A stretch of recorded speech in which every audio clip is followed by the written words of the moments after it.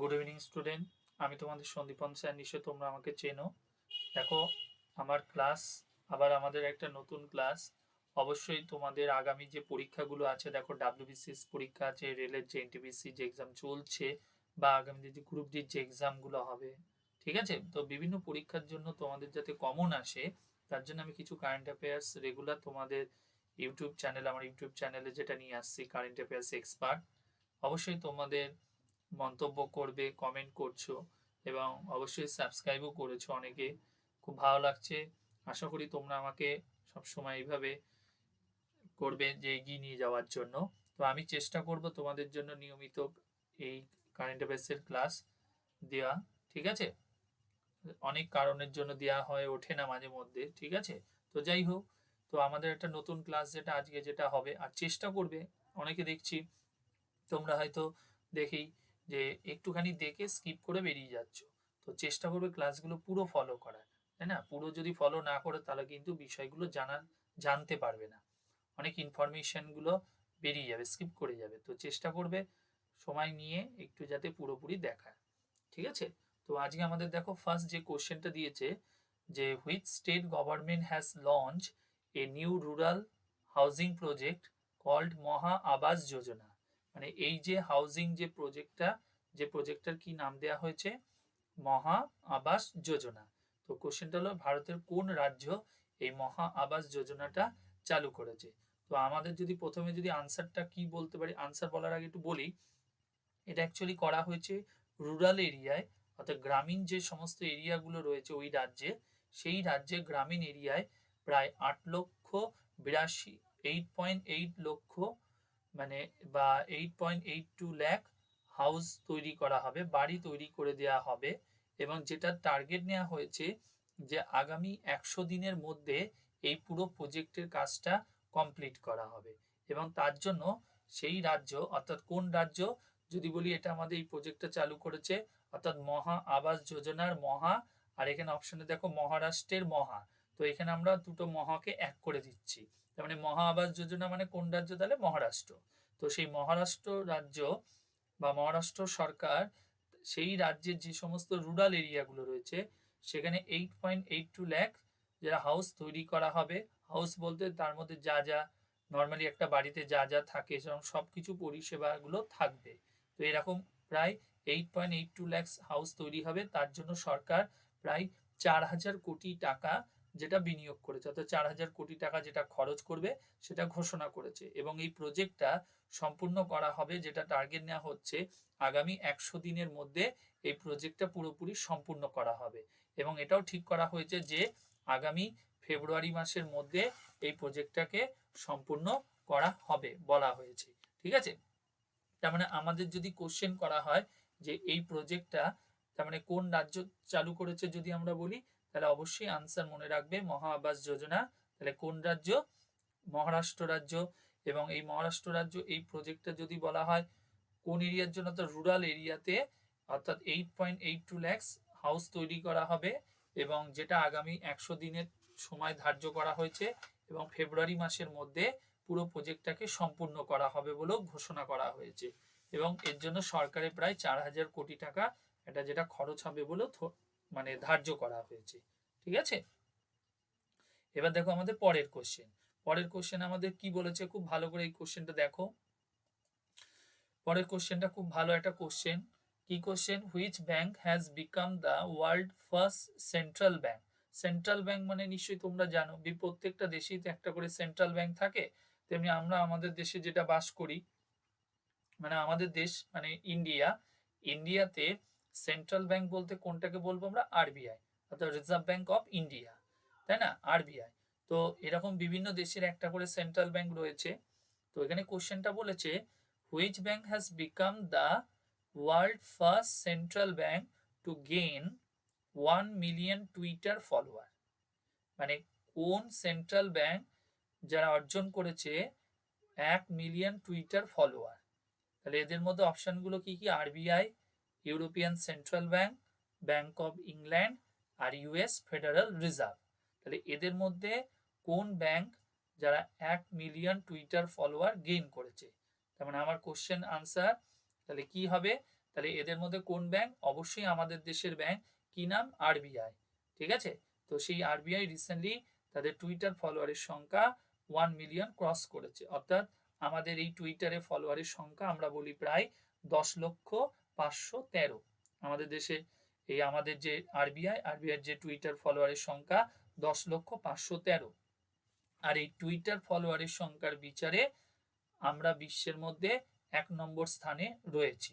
এবার যদি আমাদের সেকেন্ড পজিশন বলা হয়, সেন্ট্রাল ব্যাংক অফ মেক্সিকো, অর্থাৎ আরবিআই পরে দ্বিতীয় হাইয়েস্ট টুইটার ফলোয়ার যদি বলা হয়, তাহলে কি আনসার বলবো? সেন্ট্রাল ব্যাংক অফ মেক্সিকো, যাদের টুইটার ফলোয়ারের সংখ্যা আমরা বলি 7.74 lakhs। কত টুইটার ফলোয়ার? 7.74 lakhs। আর আরবিআই বললাম 10,513,000। ঠিক আছে, আর থার্ড পজিশনে যদি বলা হয় ব্যাংক অফ ইন্দোনেশিয়া, থার্ড পজিশনে যদি আমরা বলি ব্যাংক অফ ইন্দোনেশিয়া, এদের টোটাল ফলোয়ারের সংখ্যা কত? 7.57 lakhs। থার্ড পজিশনে কে? ব্যাংক অফ ইন্দোনেশিয়া, এদের টোটাল ফলোয়ারের সংখ্যা, টুইটার ফলোয়ারের সংখ্যা কত? 7.57 lakhs। এটা হলো এদের টুইটার ফলোয়ারের সংখ্যা। তার মানে আমাদের যদি 2 নম্বর কোশ্চেন বলা হয়, সেকেন্ড কোশ্চেনে যে কোন ব্যাংক বিশ্বের মধ্যে, কোন সেন্ট্রাল ব্যাংক যারা গেইন করেছে 1 মিলিয়ন টুইটার ফলোয়ার, তাহলে আনসার কি হবে? আরবিআই। ঠিক আছে, আরবিআই। তাহলে এবার যদি বলা হয় তাহলে কত সংখ্যা? 10,513 হলো আরবিআই মোট কি বলবো টুইটার ফলোয়ারের সংখ্যা। সেকেন্ড পজিশনে কি বললাম? বললাম সেন্ট্রাল ব্যাংক অফ মেক্সিকো, আর থার্ড পজিশনে বললাম ব্যাংক অফ ইন্দোনেশিয়া। ওকে, এবার আমাদের নেক্সট কোশ্চেন, যেটা আসবে কি, নেক্সট কোশ্চেনটা ভালো করে দেখো, খুব ভালো একটা কোশ্চেন, এখান থেকে অনেক রকমের কোশ্চেন দিতে পারে। তো রিসেন্টলি দেখবে ভারত সরকার প্রচুর অ্যাপস যেগুলোকে নিষিদ্ধ করেছে বা ব্লক করেছে। হ্যাঁ, ম্যাক্সিমাম কিন্তু চীনা অ্যাপ, এগুলো সবই। তো এটার পেছনে কারণটা যেটা বলছে সরকার, এই ধরনের অ্যাপসগুলোর থ্রুতে আমাদের ভারতে যে নাগরিক যারা বাস করি, সেই নাগরিকদের যে ইনফরমেশনগুলো কোনোভাবে হোক বিদেশে চলে যাচ্ছে। আর তার ফলে কি হচ্ছে? দেশের নাগরিকদের যেমন সেটা ক্ষতি হতে পারে আর্থিক বা যে কোনোভাবে, তেমনি দেশেরও কিন্তু একটা ক্ষতি মুখোমুখি হতে পারে। আর সেই জন্য ভারত সরকার এই মুহূর্তে বেশ কিছু দিনের মধ্যে প্রচুর অ্যাপসকে কিন্তু ব্লক করেছে।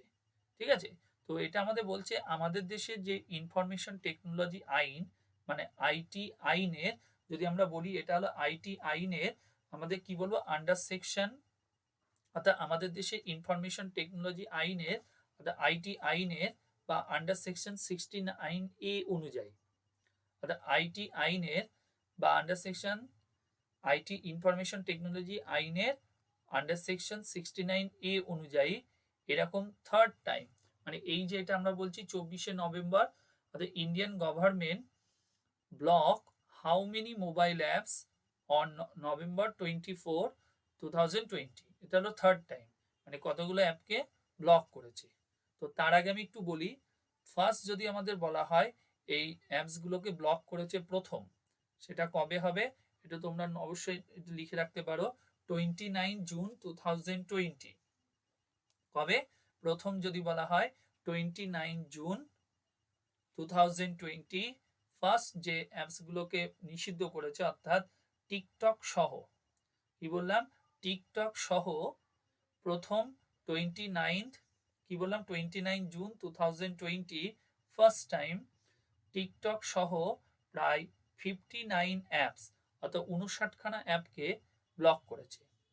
সেকেন্ড টাইম অর্থাৎ 2 সেপ্টেম্বর 2020, কত বললাম? 2 সেপ্টেম্বর 2020 পাবজি সহ, অর্থাৎ পাবজি যে খেলাটা হয়, তো পাবজি সহ 118টা চীনা অ্যাপকে নিষিদ্ধ করেছে।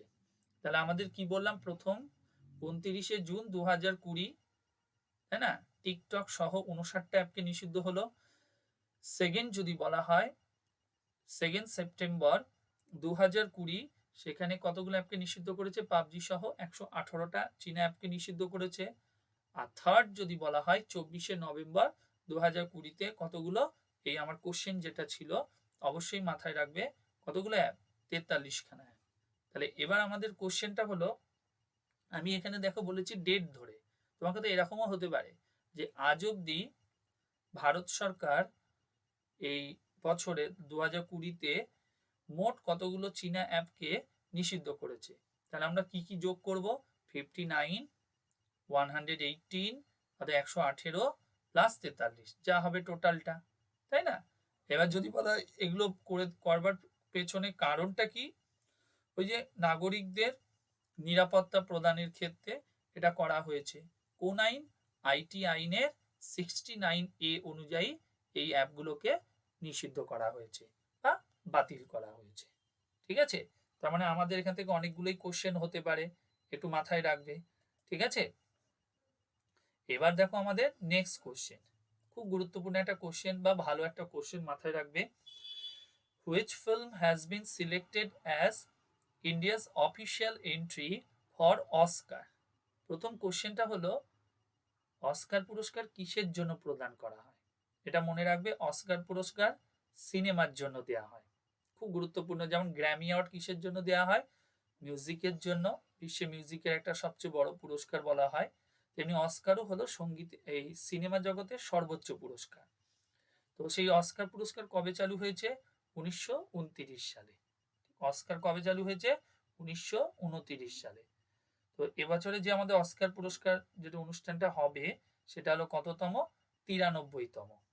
ক্লিয়ার? তো এইখানে এই অস্কার প্রতিযোগিতায় একটা মানে নমিনেশন পার্ট রয়েছে বা একটা ক্যাটাগরি রয়েছে, বিভাগ, সেটা হলো বেস্ট ফরেন ল্যাঙ্গুয়েজ মুভি। কি বললাম? যেমন বেস্ট মুভি হয়, সেরা নায়ক সেরা নায়িকা হয়, সেরা ডিরেক্টর হয়, সব এগুলো একটা বিভাগ। তেমনি একটা হয় সেরা বিদেশি ভাষার ছবি। তো এই সেরা বিদেশি ভাষার ছবিতে এরকম বিশ্বের বিভিন্ন দেশ থেকে একটা করে মুভি নমিনেশনের জন্য পাঠানো হয়, তেমনি ভারত থেকেও পাঠানো হয়। তো ভারত থেকে প্রথম যে এই ছবিটা, প্রথম যে ছবিটা ওখানে পাঠানো হয়েছে সেটা হলো 1957-এ। কি বললাম?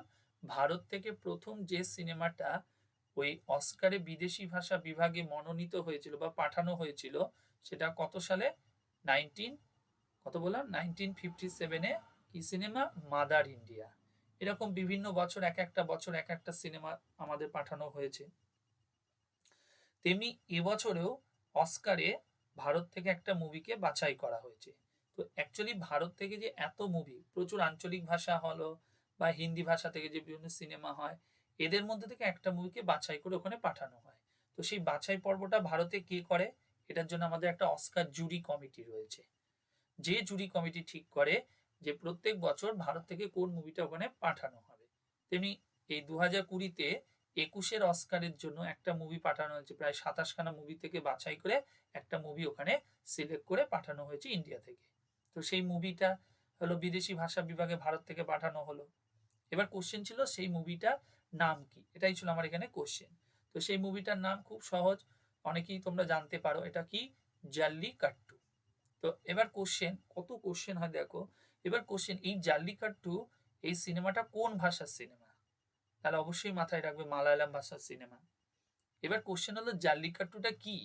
জাল্লিকাট্টুটা একটা খেলার নাম, যেটা কোন রাজ্যে হয়, পরীক্ষায় কোশ্চেন দেয়। জাল্লিকাট্টু ইভেন্টটা ভারতের কোন রাজ্যে হয়? তামিলনাড়ু রাজ্যে। এটা কি? একটা ষাঁড়ের ইভেন্ট, যেখানে ষাঁড়কে মানে উত্তেজিত হয়ে গেলে ষাঁড়টাকে থামানো হয়, এটা একটা ইভেন্ট, যেটা তামিলনাড়ুতে। তামিলনাড়ু একটা উৎসব সময় এই খেলাটা অনুষ্ঠিত হয়। তো যাই হোক, তো এরকম তার মানে এই সিনেমাটা কোন ভাষা? মালায়ালাম ভাষা। এবার ভারত থেকে এটা মনোনীত হয়েছে। এবার কোশ্চেন হলো এই সিনেমার যিনি পরিচালকের নামটা কি যদি আমরা বলি, তাই না? এই সিনেমার ডিরেক্টরের নাম কি? তার মানে লিজো। এই সিনেমার পরিচালকের নামটা কি? লিজো জোস পেলিসারি। লিজো জোস পেলিসারি, ইনি হলো এই জাল্লিকাট্টু সিনেমার পরিচালক। ক্লিয়ার? এবার দেখো, ভারত থেকে এক একটা বছর, তেমনি ভারত থেকে লাস্ট ইয়ারে আমাদের যে সিনেমাটা পাঠানো হয়েছিল 19-এ অর্থাৎ 20-র জন্য, সেটা হলো গালি বয় ছিল। যেমন এবছরের জাল্লিকাট্টুকে পাঠানো হয়েছে, আগের বার গালি বয়কে পাঠানো হয়েছিল। তো এবার কোশ্চেন, প্রত্যেক বছরই তো ভারত থেকে একটা করে মুভি ওখানে পাঠানো হয়, কিন্তু দেখো ওখানে পাঠানোর পর অস্কারের যে মূল মঞ্চ, সেখানে কিন্তু ওরা আবার চেক করে, দেখে এবার ওখান থেকে ম্যাক্সিমাম ভারতীয় সিনেমায় কিন্তু রিজেক্ট হয়ে যায়।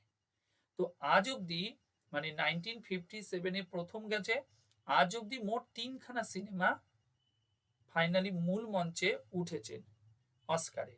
তো সেই 3টে সিনেমা কি কি? এক হলো 1957-এ কি বললাম, মাদার ইন্ডিয়া, যে মাদার ইন্ডিয়া সিনেমার ডিরেক্টরের নাম কি, মেহবুব খান।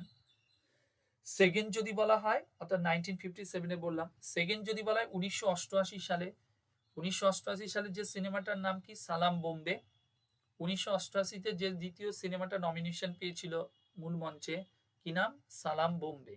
কবে, 1988, যার ডিরেক্টরের নাম কি, মীরা নায়ার। আর থার্ড মুভি যেটা 2001 সালে, কি নাম, লাগান। থার্ড মুভি যেটা ভারত থেকে মূল মঞ্চে নমিনেশন পেয়েছিল সেটা কি, লাগান, এবং এর ডিরেক্টরের নাম কি, অনেকেই জানো তোমরা, আশুতোষ গোয়ারিকার। তো আজ অব্দি ভারত থেকে মোট 3টে সিনেমা মূল মঞ্চে নমিনেশন পেয়েছে। কি কি, মাদার ইন্ডিয়া 57-তে, মেহবুব খান ডিরেক্টর, সেকেন্ড 88-তে, কি নাম বললাম, সালাম বোম্বে, মীরা নায়ার ডিরেক্টর, আর থার্ড হলো লাগান 2001, আশুতোষ গোয়ারিকারের পরিচালক। ঠিক আছে, তাহলে আমার এই কোশ্চেনের আনসার কি, জল্লিকাট্টু, মাথায় রাখবে। ঠিক আছে, আচ্ছা এবার দেখো আমরা আবার পরের কোশ্চেন যেটা আসবো, নেক্সট কোশ্চেন, সেটা হলো 5 নম্বরের কোশ্চেনে কি বলেছে দেখো, which private bank has been merge with, which private bank has been merge with Singapore based DBS bank India limited. তার মানে রিসেন্টলি ভারতের একটা প্রাইভেট ব্যাংক, যে প্রাইভেট ব্যাংকটাকে মানে সিঙ্গাপুরের ডিবিএস ব্যাংকের সঙ্গে মার্জ করে দেওয়া হয়েছে। তার মানে এবার আমার কোশ্চেনটা হলো, এই যে প্রাইভেট সেক্টর ব্যাংক কেন মার্জ করা হলো, তাই না? তো এই যে প্রাইভেট সেক্টর ব্যাংক যার কথা বলবো, এটা হলো ভারতবর্ষে এই মুহূর্তে দ্বিতীয় সর্বোচ্চ, মানে কিছুদিন পূর্বেও দ্বিতীয় সর্বোচ্চ প্রাইভেট ব্যাংক ছিল। কিন্তু এই প্রাইভেট ব্যাংকগুলো, এই প্রাইভেট ব্যাংকটি রিসেন্টলি মানে খুব ফাস্ট এদের ব্যবসাটাকে বৃদ্ধি করানোর জন্য, অর্থাৎ বেশ কিছু সেক্টরে, মানে এই স্মল অ্যান্ড মিডিয়াম এন্টারপ্রাইজেস যে সেক্টরগুলো রয়েছে, এখানে প্রচুর পরিমাণে অর্থ ঋণ দিয়ে ফেলে। এবার যে টাকাগুলো বা ঋণগুলো এনপিএ হয়ে যায়, অর্থাৎ নন পারফর্মিং অ্যাসেট হিসাবে হয়, ফলে কি হয়, ব্যাংকটার আর্থিক অবস্থা রুগ্ন হয়ে পড়ে। এবার তৎকালীন সময় আরবিআই এই ব্যাংকটাকে বাঁচানোর জন্য, বা ব্যাংকের যারা মানে কাস্টমার রয়েছে তাদের স্বার্থ রক্ষা করবার জন্য মানে ঘোষণা করা হয় ব্যাংকটাকে যে মার্জ করা হবে। তো সেটাই কিছুদিন পূর্বে কেন্দ্রীয় ক্যাবিনেট একটা বৈঠকে, অর্থাৎ আমাদের সেন্ট্রাল গভর্নমেন্ট একটা বৈঠকে, অর্থাৎ 25শে ডিসেম্বর একটা আলোচনা মাফিক সেন্ট্রাল গভর্নমেন্ট জানায় যে এই ব্যাংকটাকে মার্জ করে দেবার ঘোষণা করে, এবং কাদের সঙ্গে, এই ডিবিএস ব্যাংক ইন্ডিয়া লিমিটেডের সঙ্গে মার্জ করবার জন্য ঘোষণা হয়। এবার কোশ্চেন, আমার সেই ব্যাংকটার নাম কি, অর্থাৎ এলভিবি, অর্থাৎ লক্ষ্মী বিলাস ব্যাংক। এবার কোশ্চেন, এই লক্ষ্মী বিলাস ব্যাংক এটা হলো খুব প্রাচীন একটা ব্যাংক, প্রায় 94 বছর আগে এই ব্যাংকটা তৈরি হয়েছিল, 94 ইয়ার্স এগো, মানে 94 বছর আগে ব্যাংকটা তৈরি হয়। তো এই ব্যাংকটা যদি বলা হয় কত সালে তৈরি হয়েছে, 1926। কোথায় সেট আপ করা হয়েছিল, কারুর, কারুর তামিলনাড়ু। 1926 সালে তামিলনাড়ুর কারুর শহরে এই ব্যাংকটাকে সেট আপ করা হয়। ঠিক আছে, এরপরে এই ব্যাংকটার হেডকোয়ার্টার যেটা আমাদের ছিল চেন্নাই। ঠিক আছে, ব্যাংকটার হেডকোয়ার্টার কোথায় ছিল, চেন্নাই। 1926 এটা তৈরি হয় কোথায়, তামিলনাড়ুর কারুর শহরে। ওকে, এবার কোশ্চেন, এই ব্যাংকটা কার সাথে মার্জ করা হবে বলেছে, ঘোষণা হয়েছে ডিবিএস ব্যাংক, সিঙ্গাপুরের DBS, development bank of Singapore, development bank of Singapore. এবার কোশ্চেন, এই ব্যাংকটা কবে তৈরি হয়েছে, মাথায় রাখবে 1968, মানে আমাদের এই যে ডিবিএস ব্যাংকটা কার সাথে কবে তৈরি হয়েছে, 1968, এবং এই ব্যাংকের হেডকোয়ার্টার কোথায়, মেরিনা বে সিঙ্গাপুর। কবে তৈরি হয়েছে, 1968 সালে। আর আমাদের এই লক্ষ্মী বিলাস ব্যাংক কবে তৈরি হয়েছে, 1926। কোথায় তৈরি হয়েছিল, তামিলনাড়ুর কারুর শহরে, আর এদের হেডকোয়ার্টার ছিল চেন্নাই। তো এখন সেই ব্যাংকটাকে কেন্দ্রীয় সরকার মার্জ করে দেবার কথা ঘোষণা করেছে। কবে, ডেটটা খুব ভালো করে মাথায় রাখবে। এই যে মার্জ করে দেবার জন্য যে কথাটা বলা হয়েছে, কবে বলা হলো, 25শে ডিসেম্বর 2020 কেন্দ্রীয় ক্যাবিনেট বৈঠকে এটা সিদ্ধান্ত নেওয়া হয় বা ঘোষণা হয় যেটাকে মার্চ করে দেওয়া হবে। ঠিক আছে, ঠিক আছে। এবার দেখো আমাদের পরের কোশ্চেন। এবার আমরা পরের কোশ্চেনে আসি। কি কোশ্চেন রয়েছে? ঠিক আছে, তো দেখো কি বলছে, which state has passed an ordinance against force religious conversion, মানে জোর করে যে ধর্মের যে পরিবর্তন, তো সেটাকে আটকানোর জন্য রিসেন্টলি ভারতের একটি রাজ্য একটা বিল এনেছে। তো সেটা কোন রাজ্য? অ্যাকচুয়ালি জোর করে মানে যারা হিন্দু থাকছে তাদেরকে মুসলিম ধর্মের মানে ধর্ম পরিবর্তন করা হচ্ছে, তো সেটাকেই আটকানোর জন্য রিসেন্টলি ভারতের একটি রাজ্য এই আইনটা এনেছে, যেখানে বলা হয়েছে যদি জোর করে এই ধরনের যদি মানে ধর্মের পরিবর্তন করা হয় তাহলে সেক্ষেত্রে তার পানিশমেন্ট হতে পারে, সেটা 1 বছর থেকে 10 বছর অব্দি জেল হতে পারে, বা 15,000 থেকে মানে 50,000 টাকা আর্থিক জরিমানাও হতে পারে। এরকম বেশ কিছু নিয়ম কানুন এনেছে। তো সেটা ভারতের কোন রাজ্য? তাহলে আনসার মনে রাখবে উত্তরপ্রদেশ। তাহলে এই যে জোরপূর্বক যে ধর্মীয় রূপান্তরের যে বিষয়ের বিলটা কোন রাজ্য এনেছে যদি বলা হয়, তাহলে আমরা কি বলবো? অবশ্যই মাথায় রাখবে উত্তরপ্রদেশ। ঠিক আছে, আচ্ছা। এবার দেখো আমাদের পরের কোশ্চেন। পরের কোশ্চেনে কি বলেছে? বলছে prime minister Narendra Modi launch Har Ghar Nal Yojana in which state November, in which state যদি বলা হয় November, in which state on November 22, 2020। Actually এইটা চালু করেছে মানে পুরোপুরি নয়, মানে উত্তরপ্রদেশের দুটো ডিস্ট্রিক্টে এই প্রজেক্টটা আমাদের চালু করা হয়েছে। তো এই প্রজেক্টে কি বলেছে, এই যে বাড়ি বাড়ি মানে মানে মানে তোমার রানিং ওয়াটার সাপ্লাই করবার জন্য উত্তরপ্রদেশ গভর্নমেন্টে বা উত্তরপ্রদেশ সরকার এই প্রজেক্টটা চালু করেছে, যেটা উদ্বোধন কে করেছে? আমাদের প্রধানমন্ত্রী। এবং কোন দুটি জেলায়? একটা হলো মির্জাপুর, একটা হলো সোনভদ্র জেলায়। একটা হলো মির্জাপুর আর একটা সোনভদ্র, যে দুটি জেলা, যে জেলাতে এই প্রজেক্টটাকে চালু করা হয়েছে। হ্যাঁ, তো এবার কোশ্চেন দেখো, এই প্রজেক্টে প্রায় যেটা কত খরচ ধার্য করা হয়েছে? প্রায় 5,555 কোটি টাকা যেটা টার্গেট নেওয়া হয়েছে, এবং প্রায় 41 লক্ষ ভিলেজার্সদের এই সুবিধাটা প্রদান করা হবে। কত? 41 লক্ষ ভিলেজার্সদের এই প্রজেক্টের সুবিধাটা কিন্তু আমাদের প্রদান করা হবে। ঠিক আছে, আচ্ছা। এরপরে দেখো আমাদের পরের কোশ্চেন, খুব গুরুত্বপূর্ণ একটা কোশ্চেন। কি বলছে? Which tiger reserve received first TX2 international award for doubling it's population? তাই না? তো এখানে অপশনগুলো রয়েছে Jim Corbett, Kaziranga tiger reserve, Pilibhit tiger reserve, Periyar tiger reserve. মানে মানে এই প্রজেক্টটা এইটা কেন পুরস্কারটা দেওয়া হয়েছে? অ্যাকচুয়ালি এটা বলা হয়েছে যে বিগত 10 বছরের মধ্যে যদি বাঘের সংখ্যা, যেহেতু এটা ডবল করার যে পরিকল্পনাটা ছিল, মানে ওই যে যারা এই পুরস্কারটা পেয়েছে যে রিজার্ভ টাইগার রিজার্ভ, তো দেখা গেছে বিগত 4 বছরে তাদের কিন্তু বাঘের সংখ্যাটা প্রায় ডবল হয়েছে বা বৃদ্ধি পেয়ে ডবল হয়েছে। তো এটা একটা বড় একটা গুরুত্বপূর্ণ বিষয় সেই মানে টাইগার রিজার্ভ সেন্টারের। তো সেই কারণে এই টাইগার রিজার্ভ মানে টাইগার রিজার্ভকে এই পুরস্কারটা কিন্তু প্রদান করা হয়েছে। তো এই পুরস্কারটা কারা দেয়? গ্লোবাল টাইগার ফোরাম, ইউএনডিপি, কি বললাম? গ্লোবাল টাইগার ফোরাম, ইউএনডিপি, আর conservation tiger standard and lion share, conservation tiger standards and lion share. তো এরা মিলে এই পুরস্কারটা কিন্তু প্রদান করেছে। এবার কোশ্চেন, এই পুরস্কারটা কোন টাইগার রিজার্ভকে দেওয়া হয়েছে? মাথায় রাখবে পিলিভিট টাইগার রিজার্ভ। তো সেই পিলিভিট টাইগার রিজার্ভ এরা কোথায় রয়েছে, তাই না? তো এই পিলিভিট টাইগার রিজার্ভ এটা কোথায় রয়েছে মনে রাখবে, এটা হলো পিলিভিট হলো একটা জায়গার নাম। এই পিলিভিট জায়গাটা কোথায় যদি বলা হয় তাহলে অবশ্যই মাথায় রাখবে উত্তরপ্রদেশে এটা একটা জায়গা, পিলিভিট টাইগার রিজার্ভ, যেখানে এটা অবস্থিত। ঠিক আছে, তো সেই পিলিভিট হলো একটা জায়গা যেখানকার এটা একটা টাইগার রিজার্ভ সেন্টার। তো এবার কোশ্চেন দেখো, এইটা নিয়ে আমরা একটু বলি।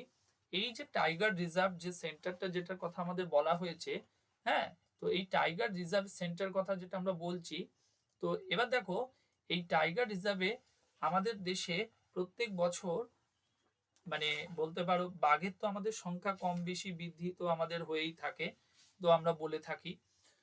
তো এবার আমাদের যেটা বলছে, আমরা যেমন ইন্টারন্যাশনাল টাইগার্স ডে হিসেবে একটা সেলিব্রেট করি, তাই না? তো এই যে বাঘের যে সমীক্ষা, আমাদের এই বাঘের সমীক্ষা ফার্স্ট যদি বলা হয় ভারতবর্ষে কবে চালু করা হয়েছিল, মনে রাখবে 2006 সালে ভারতবর্ষে প্রথম বাঘের সমীক্ষা যেটা চালু করা হয়, কত 2006-এ। তো 2006-এ এই বাঘের প্রথম সমীক্ষাটা হয়। তো এই যে সমীক্ষা যেটা শুরু হয়েছিল 2006 সালে, তো সেটা কিন্তু প্রত্যেক 4 বছর অন্তর করে অনুষ্ঠিত হতো। তাহলে আমাদের প্রথম যদি বলা টাইগার, একটু বলে দিই ডিটেলসটা, একটু যদি বলা টাইগার রিসার্চ সেন্সাস ফার্স্ট চালু হয়েছে কবে, 2006 সালে, এবং সেটা প্রত্যেক 4 বছর অন্তর করে হয়, 6, 10, 14, 18। তেমন আমাদের লাস্ট টাইগার যে মানে সেন্সাস হয়েছে 18-এ। তো সেই 2018 সালে টাইগার সেন্সাস রিপোর্ট অনুযায়ী এই মুহূর্তে যদি আমাদের মোট বাঘের সংখ্যা বলা হয় কত, 2967টা। মানে 2018 সেন্সাস অনুযায়ী আমাদের বাঘের সংখ্যা কত, 2967টা বাঘ রয়েছে। ঠিক আছে। আর আমরা যদি বলি ইন্টারন্যাশনাল টাইগার্স ডে আমরা কত তারিখে পালন করা হয়, 29শে জুলাই। খুব ভালো করে মাথায় রাখবে, ইন্টারন্যাশনাল টাইগার্স ডে কত তারিখে হয়, 29শে জুলাই। আর এই 29শে জুলাইতে এই রিপোর্টটা কিন্তু পাবলিশড হয়। তো এই মুহূর্তে ভারতবর্ষে যদি মোট বাঘের সংখ্যা যদি বলা হয়, তাহলে 2967, মানে 18-র সেন্সাস অনুযায়ী। আর সবচেয়ে বেশি বাঘ যদি আমরা বলি মধ্যপ্রদেশে কত রয়েছে, 526টা রয়েছে। সেকেন্ড যদি বলা হয় কর্ণাটক, কর্ণাটকে রয়েছে 524টা। থার্ড যদি বলা হয় উত্তরাখণ্ড, 442টা। ফার্স্ট হলো মধ্যপ্রদেশ 526, 526। সেকেন্ড যদি বলা হয় কর্ণাটক 524, 524। থার্ড হলো উত্তরাখণ্ড 442। কারণ আমরা যে টাইগার ক্যাপিটাল বলবো কোথাকে, কোন জায়গাটাকে, মধ্যপ্রদেশকে বলা হয়। এবার কোশ্চেন, আমাদের এই মানে 18-র সেন্সাস অনুযায়ী ওয়েস্ট বেঙ্গলের পজিশনটা কত, মাথায় রাখবো। ওয়েস্ট বেঙ্গলের পজিশন হলো 9 পজিশন। ওয়েস্ট বেঙ্গলের পজিশন কত, 9। এখানে দু জায়গায় বাঘ দেখতে পাবো, সুন্দরবন আর একটা নর্থ বেঙ্গল। তো অ্যাকচুয়ালি 18-র যে সেন্সাস হয়েছে তাতে কিন্তু আমাদের সুন্দরবনে মানে নর্থ বেঙ্গলে কোনো বাঘ কিন্তু খুঁজে পাওয়া যায়নি। যা বাঘ পাওয়া গেছে 88খানা 2018 সেন্সাস অনুযায়ী, সেই 88টা বাঘই কিন্তু সুন্দরবনে পাওয়া গেছে। আর পজিশন অনুযায়ী 9 পজিশনে রয়েছে। মানে 18-র টাইগার সেন্সাস অনুযায়ী মানে পশ্চিমবঙ্গে বাঘের সংখ্যা কত, 88টা। আর মনে রাখবে ভারতবর্ষে একমাত্র কোন রাজ্যে কোনো বাঘ খুঁজে পাওয়া যায়নি, নো টাইগার্স ফাউন্ড যদি বলা হয়, তাহলে অবশ্যই মনে রাখবে মিজোরাম রাজ্য। এটা কোন সেন্সাস, 2018-র টাইগার সেন্সাস অনুযায়ী। ঠিক আছে। ক বছর অন্তর করে হয়, 4 বছর। প্রথম হয়েছে কবে, 2006 সালে।